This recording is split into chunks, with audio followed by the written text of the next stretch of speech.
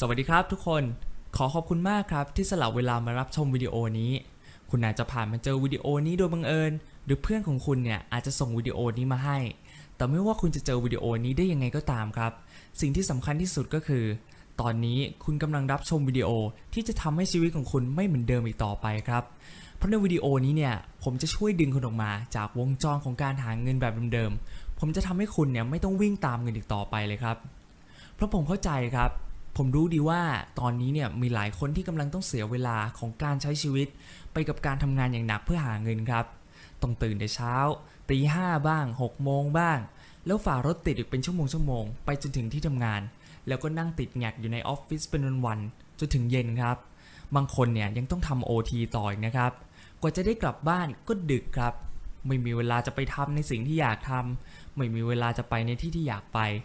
หรือบางคนครับไม่มีแม้แต่เวลาที่จะเอามาใช้กับคนที่รัก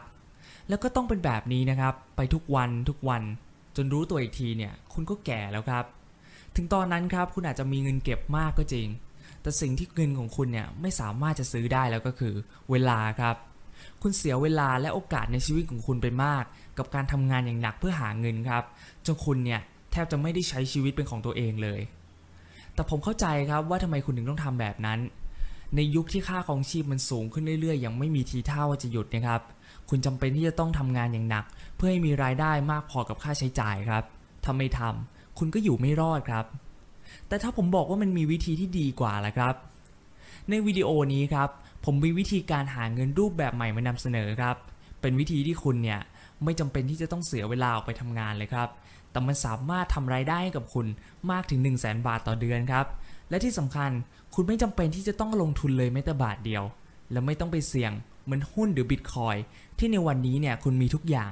แต่ในวันพรุ่งนี้คุณอาจจะสูญเสียทุกอย่างที่คุณมีเลยก็ได้ครับถึงตรงนี้ครับหลายคนคงน่าจะเริ่มคิดแล้วว่า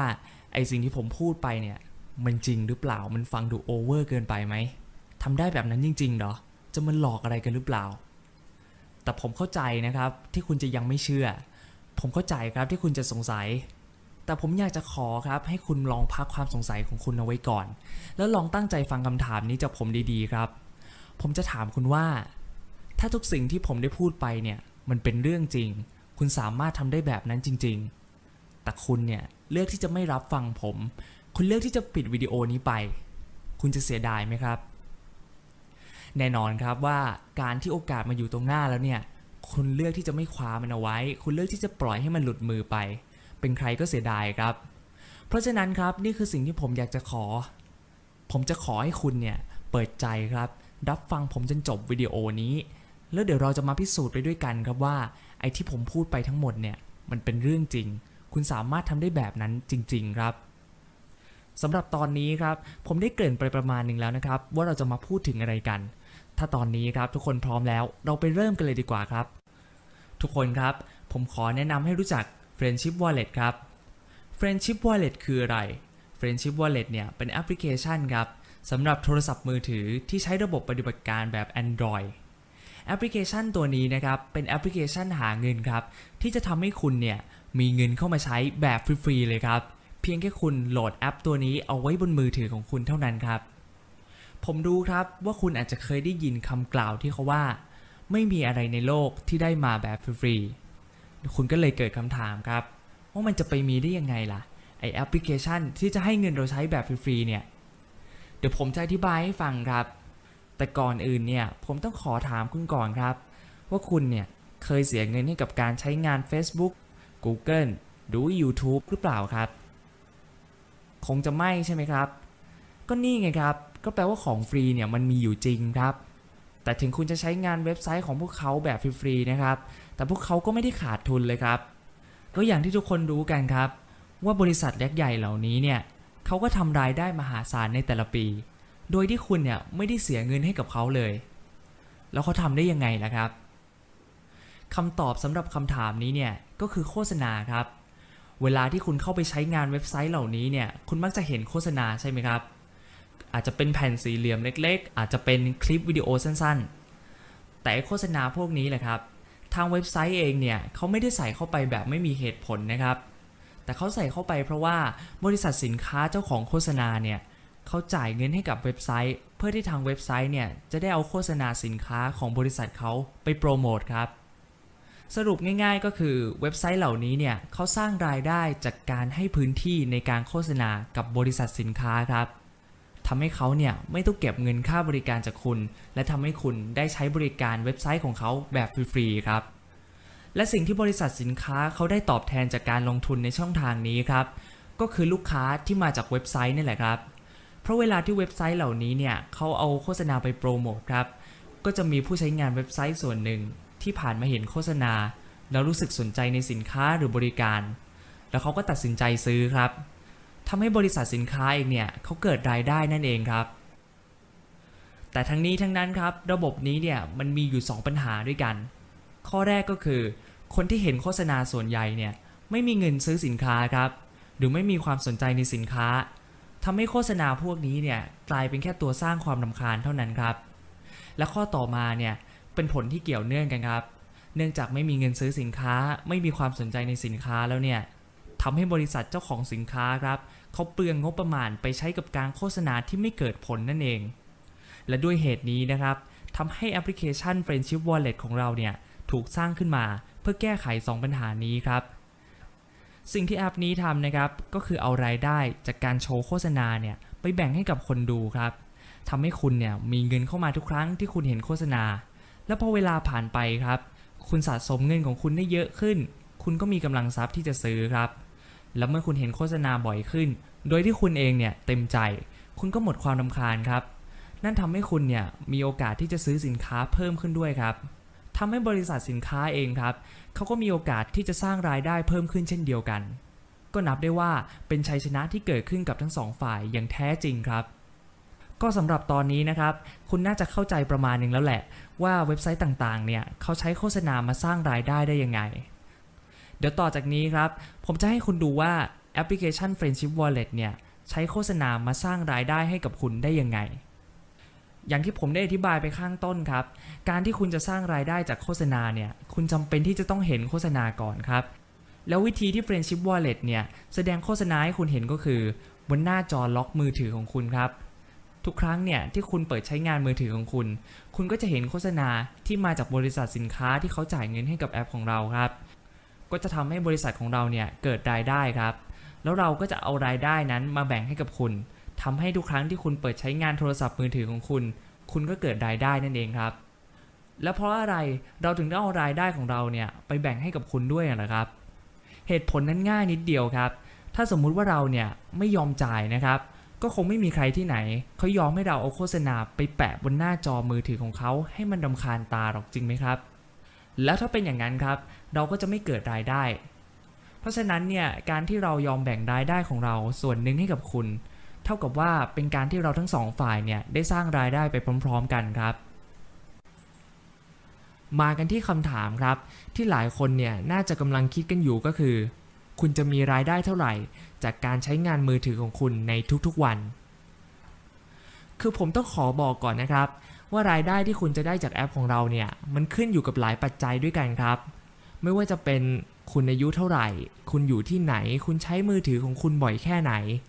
เพราะฉะนั้นเนี่ยผมจึงไม่สามารถที่จะบอกรายได้ที่ชัดเจนกับคุณได้ครับแต่ขั้นต่ำนะครับที่คุณควรจะได้รับจากแอปของเราเนี่ยก็คือ10 บาทต่อเดือนครับผมรู้ครับว่าในตอนต้นของวิดีโอเนี่ยผมได้บอกกับคุณไปว่าคุณสามารถที่จะทำรายได้ 100,000 บาทต่อเดือนครับแต่ผมก็ยังยืนยันคำเดิมอยู่นะครับเพียงแต่ว่าไอ้เงิน10 บาทตอนนี้เนี่ยมันเป็นแค่จุดเริ่มต้นเท่านั้นครับแต่สิ่งที่ผมจะให้คุณดูต่อจากนี้ครับมันคือวิธีที่เราจะมาเปลี่ยนเงิน10 บาทให้กลายเป็น 100,000 บาทครับและด้วยวิธีนี้แหละครับมันคือสิ่งที่ทำให้แอปพลิเคชันของเราเนี่ยเป็นแอปพลิเคชันหาเงินที่ดีที่สุดในประวัติศาสตร์ครับเดี๋ยวลองมาดูกันเลยครับ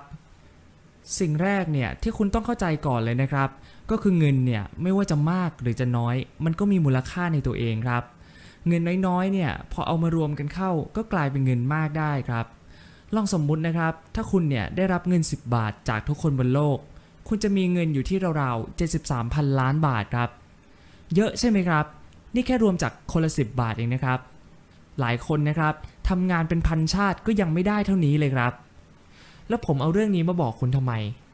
ก็ไอ้วิธีนี้แหละครับ มันคือวิธีที่เราจะมาเปลี่ยนเงิน10 บาทให้กลายเป็น100,000 บาทด้วยกันครับลองคิดดูนะครับถ้าคุณเนี่ยไม่ได้แค่รับเงินในทุกครั้งที่คุณใช้งานโทรศัพท์มือถือของคุณแต่ในทุกครั้งที่เพื่อนของคุณใช้งานโทรศัพท์มือถือของเขาด้วยและในทุกครั้งที่เพื่อนของคุณใช้งานโทรศัพท์มือถือของเขาและในทุกครั้งที่เพื่อนของคุณเนี่ยเขาใช้งานโทรศัพท์มือถือของเขาไม่พอครับยังรวมในทุกครั้งที่เพื่อนของคุณเนี่ยเขาใช้โทรศัพท์มือถือของเขาด้วยครับ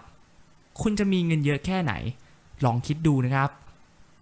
เพราะนั่นแหละครับมันคือวิธีที่เราจะเปลี่ยนเงิน10 บาทให้กลายเป็น100,000 บาทครับถ้าพร้อมแล้วเนี่ยไปดูกันเลยดีกว่าครับอย่างที่ผมได้อธิบายไปก่อนหน้านี้ครับถ้าคุณใช้งานแอปพลิเคชันนี้คนเดียวเนี่ยอย่างน้อยที่สุดที่คุณควรจะได้รับก็คือ10 บาทต่อเดือนครับแต่ทุกอย่างครับมันจะเริ่มสนุกมากขึ้นถ้าคุณชวนเพื่อนของคุณมาใช้งานแอปพลิเคชันนี้ครับเรามาลองสมมุติกันนะครับว่าคุณเนี่ยชวนเพื่อนของคุณมาใช้งานแอปพลิเคชันนี้2 คนครับ2 คนนี้เนี่ยเขาจะกลายเป็นลูกทีมระดับที่1ของคุณครับเพราะว่าคุณเนี่ยชวนเขามาใช้โดยตรงและตามระบบของแอปพลิเคชันครับคุณเนี่ยจะได้เงินเท่ากับลูกทีมระดับที่1ของคุณทุกคนคุณมีลูกทีม2 คนรวมกับตัวคุณเองด้วยถ้าทุกอย่างไปตามนี้ครับเท่ากับว่าตอนนี้เนี่ยรายได้ของคุณจะเพิ่มขึ้นเป็น30 บาทต่อเดือนแล้วนะครับเห็นไหมครับเพียงแค่มีคนเพิ่มคุณก็ได้รายได้เพิ่มครับและยังไม่จบแค่นี้ครับถ้าสมมุติว่าลูกทีมระดับที่1ของคุณเนี่ยเขาไปชวนคนมาใช้อีกสมมุติว่าชวนมาคนละ2 คนแล้วกัน4 คนที่เพิ่มมาเนี่ยครับเขาก็จะกลายเป็นลูกทีมระดับที่2ของคุณครับและแน่นอนคุณจะได้รับรายได้เท่ากับลูกทีมระดับที่2ของคุณทุกคนด้วยอีกเช่นกันเพราะฉะนั้นตอนนี้ครับคุณจะมีรายได้เพิ่มขึ้นเป็น70 บาทต่อเดือนแล้วนะครับเห็นไหมครับเพิ่มขึ้นมาอีกนิดแล้วนะครับยังไม่พอครับถ้าสมมุติว่าลูกทีมระดับที่2ของคุณเนี่ยเขาไปชวนเพื่อนมาใช้อีกครับคนที่เพิ่มเข้ามาเนี่ยครับเขาก็จะกลายเป็นลูกทีมระดับที่3ของคุณแล้วคุณเองเนี่ยก็จะได้รับเงินเท่ากับลูกทีมระดับที่3ของคุณทุกคนอีกเช่นเดียวกันและสิ่งที่สำคัญเลยครับสิ่งที่ทำให้แอปพลิเคชันของเราเนี่ยเป็นแอปพลิเคชันหาเงินที่ดีที่สุดที่เคยมีมาเนี่ยก็คือเราให้คุณอีก1ระดับครับเราให้คุณเนี่ยมีรายได้เท่ากับลูกทีมของคุณในระดับที่4ทุกคนเลยครับทีนี้ครับน่าจะมีคนสงสัยเหมือนกันว่าทำไมผมเนี่ยถึงชอบย้ำคำว่า10 บาทต่อเดือนคือ10 บาทต่อเดือนเนี่ยมันเป็นรายได้ขั้นต่ำครับที่คุณควรจะได้รับจากแอปพลิเคชันของเราเพราะว่าเราเนี่ยได้ตั้งเงื่อนไขเอาไว้ว่าถ้าใครอยากจะได้รับแต้มจากทีมของเขานะครับเขาก็ต้องทำแต้มให้ได้อย่างน้อย100 แต้มต่อวันซึ่งก็เท่ากับประมาณ30 กว่าสตางค์ต่อวันครับหรือคิดง่ายๆก็เป็น10 บาทต่อเดือนนั่นแหละทีนี้ครับแปลว่าถ้าลูกทีมของคุณเนี่ยเขาทำแต้มได้ไม่ถึงเป้าหมายรายวันของเขาก็จะอดได้รับแต้มจากทีมของเขาในวันนั้นครับแต่ถ้าคุณเนี่ยยังสามารถทำแต้มไม่ถึงเป้าหมายรายวันของคุณได้อยู่คุณก็ยังได้รับแต้มจากทีมของคุณตามปกติครับแต่ว่าคุณไม่ต้องกังวลไปครับเพราะผมอยากจะบอกไว้ก่อนเลยว่าการที่จะทำแต้มไม่ถึงเป้าหมายรายวันในแต่ละวันเนี่ยมันไม่ใช่เรื่องยากเลยครับเพราะเพียงแค่คุณเนี่ยใช้งานโทรศัพท์มือถือของคุณตามปกติคุณก็ควรที่จะทำยอดดีได้แล้วครับเหตุผลเดียวครับที่เราได้ตั้งเงื่อนไขนี้เอาไว้เนี่ยก็เพราะว่าเราอยากให้ทุกคนเนี่ยได้มีรายได้สม่ำเสมอในแต่ละวันนั่นเองครับเรามาดูตัวอย่างของเรากันต่อเลยดีกว่าครับในตัวอย่างนี้เนี่ยเราได้สมมุติว่าทุกคนเนี่ยชวนเพื่อนมาใช้คนละ2 คนครับถ้าเป็นแบบนั้นนะครับคุณจะมีรายได้เกือบ300 บาทต่อเดือนครับจริงๆแค่นี้เนี่ยผมว่ามันก็ไม่น้อยแล้วนะครับ300 บาทเนี่ยสำหรับบางคนครับสามารถเอาไปจ่ายค่าโทรศัพท์ได้เลยนะครับเท่ากับว่าเนี่ยทั้งเดือนนั้นนะคุณใช้โทรศัพท์แบบฟรีๆเลยครับแต่เรามาลองดูกันดีกว่าครับว่าถ้าไม่ได้ชวนแค่คนละ2 คนล่ะถ้าสมมุติว่าชวนคนละ3 คนคุณจะมีรายได้เท่าไหร่คำตอบครับก็คือคุณจะมีรายได้ประมาณ 1,000 บาทนั่นเองครับเห็นไหมครับแค่ทุกคนเนี่ยชวนเพื่อนเพิ่มขึ้นอีกคนเดียวคุณก็มีรายได้เพิ่มขึ้น3 เท่าแล้วครับแต่ยังไม่จบนะครับถ้าไม่ได้ชวนแค่3ล่ะถ้าชวนมาคนละ4แล้วครับถ้าชวนคนละ4 คนครับรายได้ของคุณเนี่ยจะเพิ่มขึ้นเป็นประมาณ 3,000 บาทต่อเดือนครับแต่ถ้าทุกคนเนี่ยชวนได้ถึงคนละ5 คนเลยครับรายได้ของคุณจะอัพขึ้นเป็น 7,000 บาทต่อเดือนเลยนะครับลองคิดดูนะครับว่าการที่มีเงินเพิ่มมัน 7,000 บาทต่อเดือนเนี่ย ชีวิตคุณจะสบายขึ้นแค่ไหนบางคนเนี่ยไม่ต้องทำ OT อีกต่อไปเลยนะครับแต่ยังไม่จบแค่นี้ครับเพราะผมได้บอกคุณไปแล้วใช่ไหมครับว่าคุณเนี่ยสามารถมีรายได้ถึง 100,000 บาทต่อเดือนเพราะฉะนั้นครับเดี๋ยวเราจะมาดูกันว่าการที่คุณจะมีรายได้ 100,000 บาทต่อเดือนเนี่ยคุณต้องชวนคนมาใช้กี่คนคำตอบก็คือ10คนครับเพียงแค่ทุกคนเนี่ยชวนคนมาใช้คนละ10คนเท่านั้นคุณก็จะมีรายได้ 100,000 บาทต่อเดือนแล้วครับผมเข้าใจครับว่าที่ผมพูดมาเนี่ยมันค่อนข้างจะยาวแล้วก็อาจจะเข้าใจยากนิดนึงแต่ไม่เป็นไรครับผมจะสรุปให้ฟังเป็น3ขั้นตอนง่ายๆที่คุณต้องทำครับขั้นตอนที่1เนี่ยโหลดแอปพลิเคชัน Friendship Wallet มาครับแล้วคุณก็ใช้งานแอปให้ถึงเป้าหมายรายวันของคุณทุกวันขั้นตอนที่2เนี่ยชวนคน10คนมาใช้งานแอปนี้ครับส่วนขั้นตอนสุดท้ายเนี่ยคือบอกทุกคนครับที่คุณชวนมาใช้แอปพลิเคชันนี้ว่าให้ทำตามตั้งแต่ขั้นตอนที่1ถึง3เพียงแค่คุณทำตาม3ขั้นตอนนี้นะครับ 100,000 บาทต่อเดือนเนี่ยก็จะอยู่ในกำมือของคุณแล้วครับผมรู้ครับว่าไอ้สิ่งที่ผมได้พูดไปเนี่ยมันอาจจะฟังดูง่ายจนหลายคนเนี่ยน่าจะมีคำถามหรือว่าเกิดข้อกังวลใจอยู่ครับเพราะฉะนั้นนะครับเดี๋ยวผมจะขอใช้เวลาช่วงนี้เนี่ยมาตอบคำถามให้ทุกคนครับสิ่งแรกนะครับที่หลายคนเนี่ยน่าจะกำลังสงสัยหรือว่ากำลังกังวลอยู่ก็คือคุณเนี่ยจะชวนคน10คนมาใช้แอปพลิเคชันนี้ได้ยังไงถ้านี่เป็นสิ่งที่คุณกำลังกังวลอยู่ครับผมอยากจะขอย้ำกับคุณอีกทีว่าแอปพลิเคชันนี้เนี่ยเป็นแอปพลิเคชันฟรีครับคุณเนี่ยไม่ได้ไปขายของให้คนอื่นหรือว่าจะไปหลอกให้เขามาเสียเงินคุณแค่จะชวนเขาให้โหลดแอปพลิเคชันตัวหนึ่งมาใช้บนมือถือของเขาเท่านั้นเองและนอกจากนั้นนะครับแอปพลิเคชันตัวนี้เนี่ยยังทำเงินให้กับเขาอีกด้วย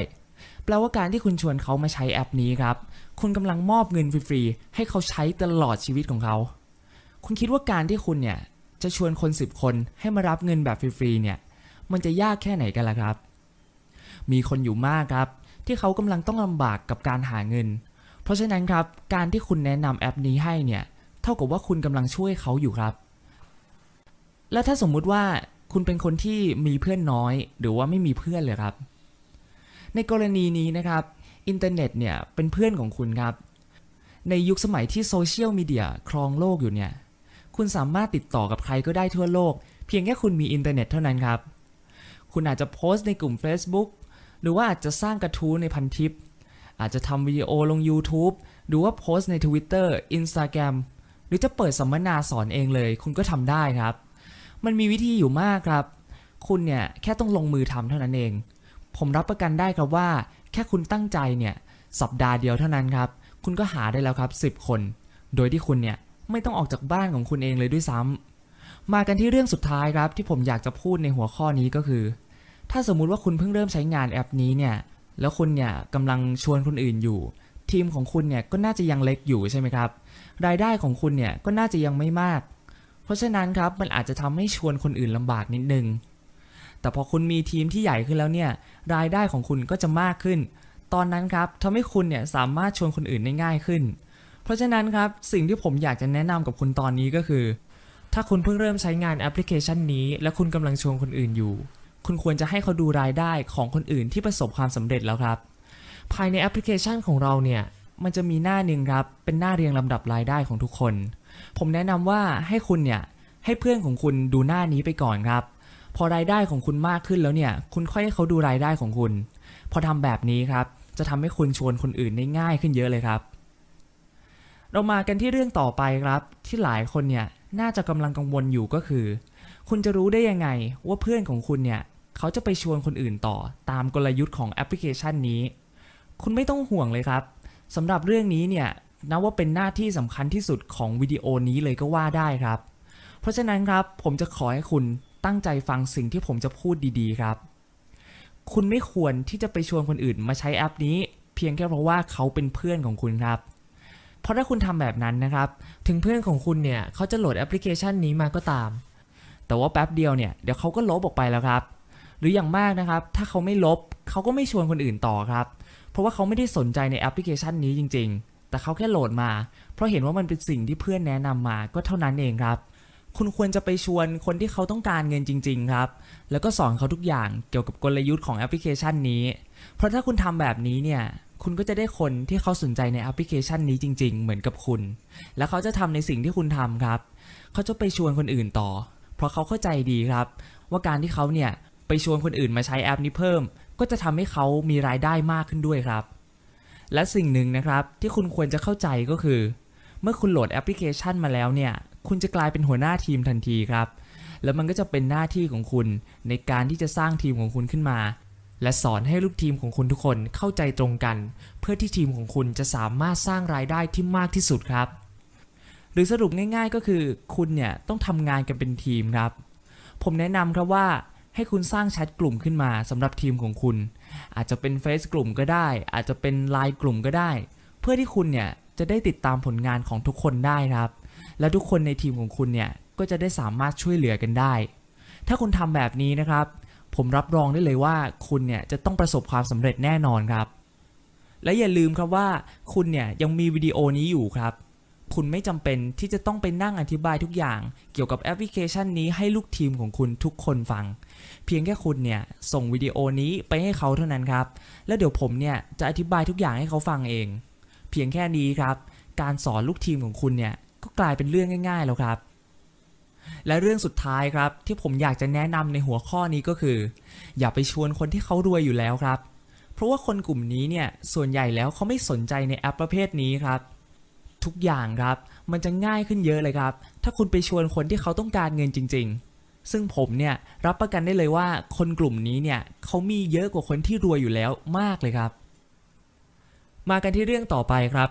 คุณจะชวนเพื่อนของคุณได้ยังไงวิธีการชวนเพื่อนของแอปพลิเคชันเรานะครับจะมีอยู่2วิธีด้วยกัน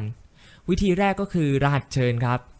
คุณสามารถส่งรหัสเชิญของคุณไปให้กับคนอื่นได้แล้วเวลาที่คนนั้นเนี่ยเขาจะสมัครสมาชิกครับก็จะมีอยู่ช่องหนึ่งให้เขากรอกรหัสเชิญแล้วถ้าเขากรอกรหัสเชิญของคุณเนี่ยคนนั้นก็จะถือว่าเป็นลูกทีมของคุณทันทีครับแล้วทำไมเขาถึงต้องมาใช้รหัสเชิญของคุณด้วยนะหรอเหตุผลก็เพราะว่าสมาชิกทุกคนครับที่กรอกรหัสเชิญเนี่ยจะได้รับแต้มมากขึ้น 25% ถ้าเทียบกับสมาชิกที่ไม่ได้ใส่รหัสเชิญเพราะงั้นแหละครับเขาถึงต้องมาใช้รหัสเชิญของคุณแต่ถ้าคุณเนี่ยไม่สะดวกที่จะให้เขาใช้รหัสเชิญของคุณหรือเพื่อนของคุณเนี่ยเขาไม่สะดวกที่จะรับรหัสเชิญจากคุณเราก็มีอีกหนึ่งวิธีให้คุณเลือกครับนั่นก็คือลิงก์เชิญคุณสามารถที่จะแชร์ลิงก์เชิญของคุณเนี่ยไปให้กับเพื่อนของคุณได้ครับซึ่งลิงก์เชิญนี้เนี่ยก็จะส่งเพื่อนของคุณไปดาวน์โหลดแอปพลิเคชัน Friendship Wallet ครับแล้วเมื่อเขาดาวน์โหลดแอปพลิเคชันผ่านทางลิงก์นี้แล้วเนี่ยเขาก็จะกลายเป็นลูกทีมของคุณโดยอัตโนมัติโดยที่เขาเนี่ยไม่ต้องใส่รหัสเชิญของคุณเลยครับซึ่งวิธีนี้เนี่ยก็ถือว่าเป็นวิธีที่สะดวกมากๆเลยครับโดยเฉพาะถ้าคุณเนี่ยต้องชวนเพื่อนผ่านทางโซเชียลมีเดียผมคิดว่าการที่คุณแชร์ลิงก์เชิญนะครับจะสะดวกกว่าการที่คุณต้องไปไล่แจกรหัสเชิญทีละคนมากเลยครับส่วนเรื่องต่อไปนะครับเป็นเรื่องที่สำคัญมากๆเลยคือแอปนี้เนี่ยเป็นแชร์ลูกโซ่หรือเปล่าสำหรับคำถามนี้นะครับผมตอบได้ง่ายๆเลยว่าไม่ใช่ครับการที่แอปพลิเคชันนี้จะเป็นแชร์ลูกโซ่เนี่ยแอปนี้จำเป็นที่จะต้องเอาเงินจากคุณไปก่อนครับแต่ในเมื่อแอปนี้เนี่ยไม่ได้เอาเงินของคุณไปสักบาทเดียวแถมยังให้เงินคุณใช้แบบฟรีๆอีกด้วยแอปนี้ก็เลยไม่มีทางที่จะเป็นแชร์ลูกโซ่หรือว่าจะเป็นกลไกหลอกลวงต่างๆได้ครับสิ่งที่แย่ที่สุดนะครับที่สามารถเกิดขึ้นกับคุณได้ก็คือคุณไม่ได้รับเงินตามที่แอปพลิเคชันนี้ได้สัญญาเอาไว้ครับแต่สำหรับเรื่องนี้เนี่ยคุณไม่จำเป็นที่จะต้องกังวลเลยครับเพราะอย่างที่ผมได้อธิบายไว้ตอนแรกครับแอปพลิเคชันนี้เนี่ยทำเงินได้ทุกครั้งที่คุณเห็นโฆษณาเพราะฉะนั้นครับยิ่งมีคนเห็นโฆษณาเยอะเราก็จะยิ่งทำรายได้มากขึ้นไปด้วยแต่ถ้าเราเนี่ยไม่จ่ายเงินให้กับคนที่ใช้งานแอปของเราตามที่เราได้สัญญาเอาไว้แล้วเนี่ยเขาก็จะเลิกใช้ไปครับแน่นอนครับว่าเขาก็จะไปบอกคนอื่นให้เลิกใช้อีกเช่นเดียวกันแล้วถ้าเป็นแบบนั้นนะครับเราก็จะไม่สามารถทำรายได้อีกต่อไปครับแต่ถ้าเรานะครับยังจ่ายเงินให้กับคนที่ใช้งานแอปของเราตามที่เราได้สัญญาเอาไว้เนี่ยถึงแม้ว่าเราจะทำรายได้น้อยลงครับแต่ในระยะยาวแล้วเนี่ยคนที่ใช้งานแอปของเราก็จะยังใช้งานต่อไปเรื่อยๆครับแล้วเราทั้งสองฝ่ายเนี่ยก็จะยังทำรายได้ที่มั่นคงไปด้วยกันครับสรุปง่ายๆครับก็คือเราเนี่ยมีเหตุผลในเชิงธุรกิจที่เราจำเป็นที่จะต้องจ่ายเงินให้กับคุณอย่างสม่ำเสมอเพราะฉะนั้นครับคุณไม่จำเป็นที่จะต้องกังวลเลยว่าเราจะไม่จ่ายเงินให้กับคุณตามที่เราได้สัญญาเอาไว้ เพราะตราบใดครับที่คุณยังใช้งานแอปพลิเคชันของเราอยู่เราจะยังจ่ายเงินให้กับคุณอย่างสม่ำเสมอแน่นอนครับมากันที่คำถามสุดท้ายสำหรับช่วงนี้ครับคุณสามารถถอนเงินของคุณได้เมื่อไหร่ผมบอกก่อนเลยครับว่าเราเข้าใจดีครับว่าเรื่องนี้เนี่ยเป็นเรื่องที่สำคัญมากและเพราะอย่างนั้นแหละครับเราได้กำหนดวันที่คุณจะสามารถถอนเงินของคุณได้อย่างชัดเจนอยู่ภายในแอปของเราแล้วครับซึ่งโดยส่วนใหญ่แล้วเนี่ยวันที่ถอนเงินได้จะอยู่ระหว่าง30วันถึง90วันครับขึ้นอยู่กับบริษัทสินค้าเจ้าของโฆษณานั้นๆครับแต่อย่างที่ผมได้บอกไปแล้วครับคุณจะสามารถดูได้อย่างชัดเจนครับว่าคุณจะสามารถถอนเงินในแต่ละงวดของคุณได้เมื่อไหร่ภายในแอปของเราครับถึงตรงนี้ครับทุกคนเนี่ยน่าจะมีความเข้าใจในแอปนี้ดีพอสมควรแล้วนะครับเพราะฉะนั้นเนี่ยเดี๋ยวต่อจากนี้ครับผมจะมาสาธิตวิธีการใช้งานแอปพลิเคชัน Friendship Wallet ให้ทุกคนได้ดูกันเรามาดูกันเลยดีกว่าครับอย่างแรกเลยนะครับเมื่อคุณดาวน์โหลดแอปพลิเคชัน Friendship Wallet มาแล้วเนี่ยคุณก็จะมาที่หน้านี้ครับซึ่งหน้านี้ครับเป็นหน้าที่คุณจะเข้าสู่ระบบหรือว่าสมัครสมาชิกใหม่นั่นเองสำหรับการสาธิตนี้นะครับเดี๋ยวผมจะสมัครสมาชิกใหม่ให้ทุกคนได้ดูกันอย่างที่ทุกคนเห็นครับคุณสามารถที่จะเลือกสมัครสมาชิกผ่านการใช้บัญชีของ Facebook Google หรือว่าจะสมัครผ่านแอปพลิเคชันของเราโดยตรงเลยก็ได้ครับถ้าคุณอยากจะสมัครสมาชิกผ่านการใช้บัญชี Facebook หรือว่า Google นะครับคุณก็ทำได้ง่ายๆครับเพียงแค่คุณเนี่ยกดปุ่มเว็บไซต์นั้นแล้วคุณก็จะสามารถสมัครสมาชิกโดยการดึงข้อมูลของคุณจากเว็บไซต์นั้นๆมาใช้ในแอปพลิเคชันของเราได้แล้วครับแต่สำหรับการสาธิตนี้นะครับเดี๋ยวผมจะสาธิตวิธีการสมัครสมาชิกผ่านแอปพลิเคชันของเราโดยตรงเลยครับสิ่งที่คุณต้องทำครับคือกดปุ่มสร้างบัญชีครับเมื่อคุณกดแล้วเนี่ยคุณก็จะมาที่หน้านี้ครับซึ่งหน้านี้นะครับเป็นหน้าที่คุณต้องกรอกรายละเอียดของคุณลงไปเพื่อจะสร้างบัญชีสมาชิกซึ่งในวิดีโอนี้เนี่ยเดี๋ยวผมจะกรอกรายละเอียดสมมุติของผมลงไปแต่สำหรับคุณแล้วนะครับผมขอเน้นย้ำเลยนะครับว่าให้กรอกรายละเอียดที่เป็นความจริงและครบถ้วนลงไปไม่อย่างนั้นครับอาจจะมีปัญหาเกิดขึ้นได้เวลาคุณจะถอนเงินครับตอนนี้เนี่ยผมได้กรอกรายละเอียดของผมลงไปครบหมดแล้วนะครับเดี๋ยวผมจะกดปุ่มด้านล่างนะครับเพื่อดำเนินการในขั้นถัดไปโอเคถ้าคุณเห็นหน้านี้นะครับแปลว่าคุณเนี่ยได้สมัครสมาชิกสำเร็จเรียบร้อยแล้วนะครับหน้าที่คุณเห็นอยู่ตอนนี้ครับมันจะเป็นหน้าเกี่ยวกับรายละเอียดการใช้งานแอปพลิเคชันเบื้องต้นครับให้คุณได้อ่านเพิ่มเติมกันซึ่งส่วนใหญ่เนี่ยผมได้อธิบายไปแล้วครับในช่วงต้นของวิดีโอแล้วสิ่งที่ผมยังไม่ได้อธิบายให้คุณฟังเนี่ยเดี๋ยวต่อจากนี้ครับผมจะมาสาธิตให้คุณดูเพราะฉะนั้นนะครับผมขออนุญาตข้ามหน้าพวกนี้ไปก่อนเลยนะครับและหน้าที่ขึ้นมาตอนนี้นะครับคือหน้าที่อธิบายเกี่ยวกับรหัสเชิญครับก็อย่างที่ผมได้อธิบายไปแล้วแหละครับถ้าคุณกรอกรหัสเชิญเนี่ยคุณจะได้รับแต้มเพิ่มขึ้น 25% ในทุกๆครั้งที่คุณปลดล็อกหน้าจอมือถือของคุณเพราะฉะนั้นครับถ้าคุณมีรหัสเชิญอยู่แล้วตอนนี้เนี่ยผมแนะนำให้คุณกรอกลงไปในช่องนี้ตอนนี้เลยครับผมเองก็มีรหัสเชิญอยู่แล้วนะครับเพราะฉะนั้นเนี่ยเดี๋ยวผมจะกรอกรหัสเชิญของผมลงไปตอนนี้เลยครับ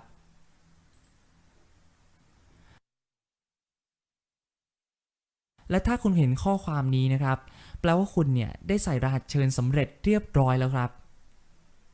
หน้านี้เนี่ยเป็นหน้าหลักของแอปพลิเคชันนะครับคุณจะเห็นครับว่ามีเมนูต่างๆแล้วก็ตัวเลขเยอะแยะไปหมดเลยแต่จริงๆแล้วเนี่ยมันไม่ได้ซับซ้อนอย่างที่เห็นครับเดี๋ยวผมจะอธิบายทุกอย่างให้คุณฟังเองอย่างแรกนะครับที่ผมอยากจะให้คุณสังเกตก็คือแต้มสะสมครับอย่างที่คุณได้เห็นนะครับว่าผมเนี่ยยังไม่มีแต้มเลยก็เพราะว่าผมเพิ่งจะสมัครสมาชิกครับแต่เดี๋ยวผมจะสาธิตให้คุณดูครับว่าการที่คุณจะได้รับแต้มเนี่ยมันง่ายแค่ไหนอย่างที่ผมได้อธิบายไปแล้วครับคุณจะได้รับแต้มในทุกครั้งที่คุณเห็นโฆษณาแล้วคุณเนี่ยก็จะเห็นโฆษณาในทุกครั้งที่คุณเปิดใช้งานโทรศัพท์มือถือของคุณเพราะฉะนั้นครับตอนนี้เนี่ยเดี๋ยวผมจะปิดหน้าจอไปก่อนนะครับในครั้งแรกเนี่ยผมขอแนะนำให้คุณรอสักครู่นะครับก่อนที่จะเปิดหน้าจอขึ้นมาอีกครั้งเพราะว่าโฆษณาเนี่ยอาจจะยังโหลดไม่เสร็จนะครับตอนนี้นะครับน่าจะเสร็จเรียบร้อยแล้วครับเดี๋ยวผมจะเปิดหน้าจอให้คุณดูครับที่คุณกำลังเห็นอยู่ตอนนี้นะครับคือโฆษณาครับถ้าคุณสนใจข่าวสารหรือว่าโฆษณาตัวไหนเนี่ยคุณก็สามารถที่จะกดเข้าไปอ่านเพิ่มเติมได้นะครับแต่คุณจะไม่ได้รับแต้มจากการอ่านข่าวสารหรือว่าโฆษณาเพิ่มเติมนะครับ คุณจะได้รับแต้มก็ต่อเมื่อคุณปลดล็อกหน้าจอของคุณเท่านั้นครับตอนนี้นะครับเดี๋ยวผมจะสาธิตให้คุณดูว่ามันง่ายแค่ไหนโอเคครับนี่คือข้อความยืนยันนะครับว่าผมเนี่ยได้รับแต้มแล้วง่ายใช่ไหมครับตอนนี้ครับผมสามารถที่จะปิดหน้านี้ไปแล้วก็ใช้งานโทรศัพท์มือถือของผมได้ตามปกติเลยครับถ้าคุณเห็นข้อความยืนยันแล้วเนี่ยคุณไม่จำเป็นที่จะต้องกลับไปที่แอป Friendship Wallet อีกครั้งเพื่อจะไปรับแต้มแล้วนะครับแต่สำหรับการสาธิตนี้เนี่ยเดี๋ยวผมจะขอกลับไปที่แอปพลิเคชัน Friendship Wallet เพื่อจะให้ทุกคนได้ดูว่ามีแต้มจากโฆษณาที่ผมเห็นเมื่อกี้ขึ้นมาแล้วจริงๆอย่างที่ทุกคนเห็นครับมีแต้มจากการที่ผมได้ดูโฆษณาตัวเมื่อกี้ขึ้นมาแล้วนะครับและอีกตัวเลขหนึ่งนะครับที่คุณจะเห็นในหน้านี้เนี่ยก็คือเป้าหมายรายวันของคุณครับอย่างที่ผมได้อธิบายไปก่อนหน้านี้ครับทุกคนเนี่ยต้องทำแต้มให้ได้อย่างน้อย100แต้มต่อวันเพื่อที่จะได้รับแต้มจากทีมของเขาวันนี้เนี่ยผมยังทำแต้มได้ไม่ถึงเป้าหมายรายวันของผมนะครับเพราะฉะนั้นเนี่ยคุณจะเห็นว่ามีกากบาทอยู่ด้านล่างครับพร้อมกับเวลานับถอยหลังที่บอกให้ผมรู้ว่าผมเนี่ยยังเหลือเวลาอยู่อีกเท่าไหร่เพื่อที่จะทำแต้มให้ถึงเป้าหมายของผมถ้าผมทำแต้มได้ก่อนเวลาจะหมดนะครับผมก็จะได้รับแต้มจากทีมของผมตามปกติแต่อย่างที่คุณเห็นครับผมยังไม่มีแต้มจากทีมเพราะว่าผมเนี่ยยังไม่ได้ชวนคนอื่นมาใช้แอปนี้เลยผมสามารถที่จะไปเอารหัสเชิญกับลิงก์เชิญของผมครับได้จากภายในหน้าทีมของฉันถ้าคุณกดเข้าไปในหน้านี้นะครับคุณจะเห็นรหัสเชิญของคุณครับอยู่ด้านบนและสามารถคัดลอกลิงก์เชิญของคุณได้โดยการกดปุ่มสีเหลืองด้านบนนะครับและถ้าคุณชวนคนอื่นมาใช้แอปนี้นะครับคุณก็จะเห็นจำนวนสมาชิกและรายได้ที่ลูกทีมของคุณสามารถทำได้แบ่งออกไปตามลำดับครับทีนี้ครับถ้าเราย้อนกลับไปที่หน้าหลักเนี่ยก็จะมีปุ่มที่ผมยังไม่ได้พูดถึงนั่นก็คือปุ่มประวัติแต้มครับถ้าเรากดเข้าไปในหน้านี้นะครับคุณสามารถที่จะดูรายละเอียดรายได้ของคุณย้อนหลังได้ครับณตอนนี้นะครับผมเพิ่งมีรายได้เพียงแค่ครั้งเดียวเท่านั้นเพราะฉะนั้นเนี่ยในหน้านี้จึงมีเพียงธุรกรรมเดียวให้คุณเห็นครับย้อนกลับมาที่หน้าหลักครับคุณจะเห็นว่ามีปุ่มอ่านข่าวสารอยู่ด้านล่างถ้าคุณต้องการจะอ่านข่าวสารหรือว่าดูโฆษณาเพิ่มเติมเนี่ยคุณก็สามารถกดเข้าไปอ่านได้ครับแต่อย่างที่ผมได้บอกไปการอ่านข่าวสารหรือดูโฆษณาเพิ่มเติมเนี่ยคุณจะไม่ได้รับแต้มเพิ่มนะครับถ้าคุณต้องการที่จะทำแต้มเพิ่มนะครับให้กดไปด้านบนครับแล้วเลือกที่แถบหาแต้มในหน้านี้เนี่ยคุณสามารถที่จะดูวิดีโอดาวน์โหลดแอปหรือว่าทำแบบสอบถามเพื่อจะรับแต้มเพิ่มได้ครับแถบหาแต้มครับก็นับว่าเป็นตัวช่วยที่ดีในการทำแต้มให้ถึงเป้าหมายรายวันของคุณแต่อย่างที่ผมได้บอกไปแล้วครับเพียงแค่คุณใช้งานโทรศัพท์มือถือของคุณตามปกติเนี่ยคุณก็ควรจะทำแต้มได้ถึงเป้าหมายรายวันของคุณอยู่แล้วครับเพราะงั้นครับโดยปกติแล้วเนี่ยคุณไม่มีความจำเป็นที่จะต้องเข้ามาหน้านี้เพื่อทำแต้มให้ถึงเป้าหมายรายวันของคุณเลยครับแต่ถ้าคุณต้องการทำแต้มเพิ่มเพื่อให้มีรายได้สูงขึ้นเนี่ยในกรณีนั้นนะครับผมแนะนำว่าให้คุณเนี่ยมาใช้หน้านี้เลยครับ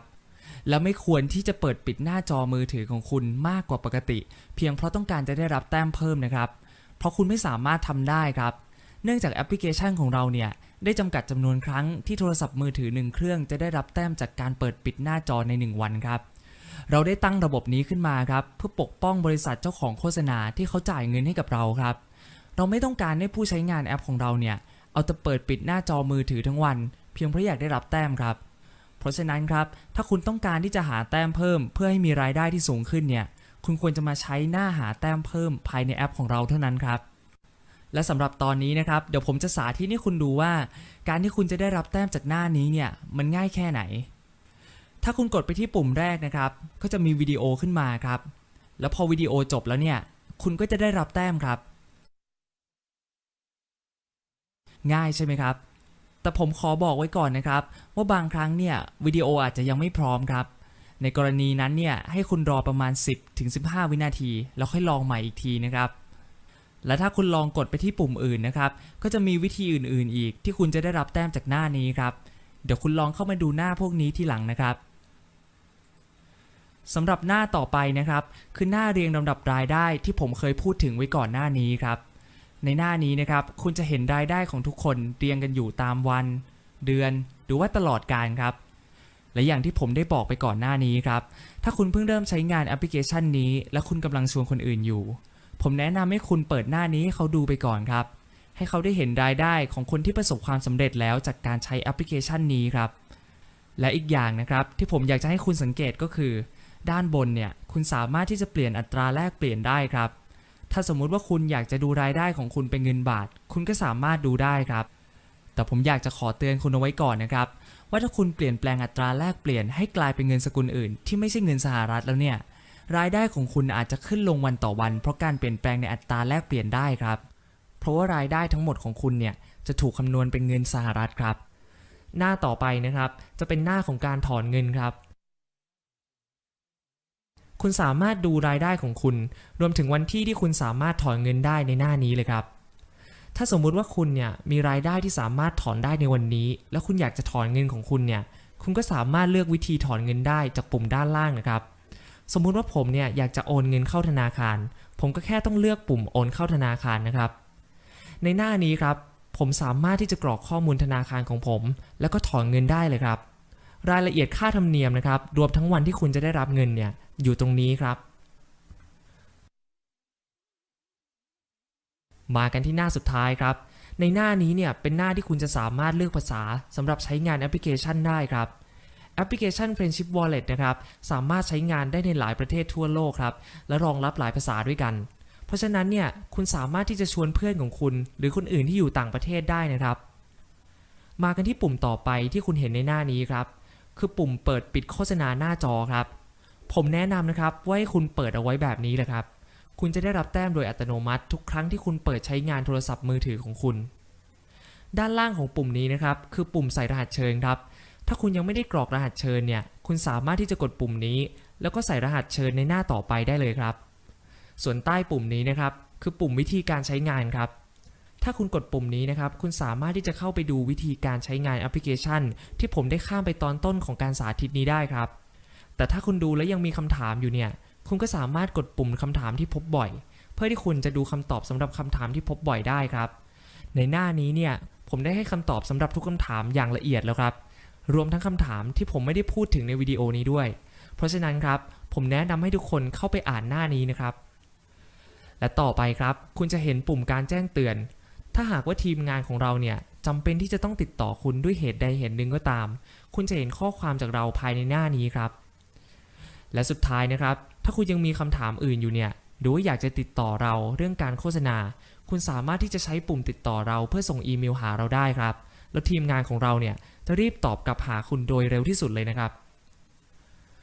และสุดท้ายครับก่อนที่ผมจะจบการสาธิตนี้ผมอยากจะให้คุณดูวิธีการรับแต้มจากทีมนะครับเดี๋ยวผมจะล็อกอินเข้าไปในบัญชีที่ผมได้กรอกรหัสเชิญไปตอนต้นครับและดูว่าบัญชีนี้เนี่ยได้รับแต้มจากทีมหรือเปล่าโอเคครับอย่างที่คุณเห็นครับบัญชีนี้เนี่ยได้รับแต้มจากทีมเท่ากับที่ผมทำได้เมื่อกี้เลยนะครับถ้าคุณกดเข้าไปในหน้าทีมของฉันครับคุณจะเห็นรายละเอียดมากขึ้นนะครับอย่างที่คุณเห็นครับบัญชีนี้เนี่ยมีลูกทีมระดับที่1คนเพราะว่าผมเพิ่งกรอกรหัสเชิญของบัญชีนี้ไปเมื่อกี้ครับถ้าเราย้อนกลับไปที่หน้าหลักนะครับคุณจะสังเกตว่าแต้มจากทีมเนี่ยยังไม่ได้ถูกรวมเข้าไปในแต้มสะสมประวัติแต้มหรือว่าในหน้าการถอนเงินนะครับเหตุผลครับก็เพราะว่าบัญชีนี้เนี่ยยังทำแต้มได้ไม่ถึงเป้าหมายรายวันเพราะฉะนั้นครับแต้มจากทีมจึงยังไม่ถูกรวมเข้าไปแต่ถ้าบัญชีนี้สามารถทำแต้มให้ถึงเป้าหมายรายวันได้แต้มจากทีมก็จะถูกรวมเข้าไปในทุกที่ที่ผมกล่าวไปเมื่อกี้โดยอัตโนมัติเลยครับและนี่แหละครับคือทุกอย่างที่ผมอยากจะให้คุณดูในการสาธิตนี้ถ้าคุณยังมีคำถามอื่นอยู่นะครับคุณสามารถที่จะติดต่อเราได้ที่ info@friendshipwallet.com หรือว่าสามารถใช้หน้าติดต่อเราภายในแอปก็ได้ครับทีมงานของเราเนี่ยยินดีที่จะช่วยเหลือคุณเสมอครับสุดท้ายแล้วนะครับผมขอขอบคุณทุกคนมากๆครับที่ตั้งใจดูวิดีโอนี้จนจบผมหวังว่าคุณจะเห็นแล้วนะครับว่าทุกสิ่งทุกอย่างที่ผมได้พูดไปเมื่อตอนต้นเนี่ยเป็นเรื่องจริงครับคุณสามารถทำได้แบบนั้นจริงๆผมได้สอนคุณไปทุกอย่างแล้วครับที่เหลือเนี่ยก็ขึ้นอยู่กับคุณแล้วครับผมหวังว่าคุณเนี่ยจะไม่พลาดโอกาสนี้ไปนะครับขอบคุณครับ